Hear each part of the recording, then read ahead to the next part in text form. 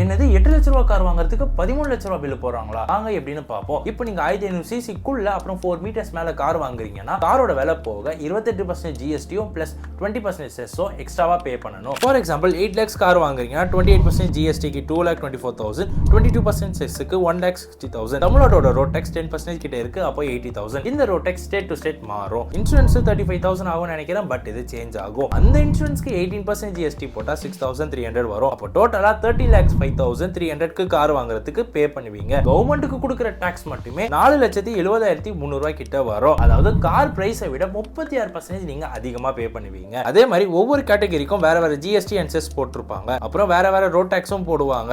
இந்த ரேட்டை ஸ்கிரீன்ஷாட் எடுத்துக்கோங்க. ஸோ வேற வழியே இல்ல, கட்டாயம் கார் தேவைப்படுதுன்னா வாங்கலாம். அண்ட் இஎம்ஐல வாங்கணும்னு நினைக்கிறவங்க உங்க இன்கம்ல இருந்து 30% மேல இஎம்ஐ பே பண்ணாதீங்க. 50,000 இன்கம்க்கு 15,000 மேல இஎம்ஐ வச்சுக்காதீங்க. கார் வாங்கணும்னு நினைக்கிற உங்க ஃப்ரெண்டுக்கு இந்த வீடியோவை ஷேர்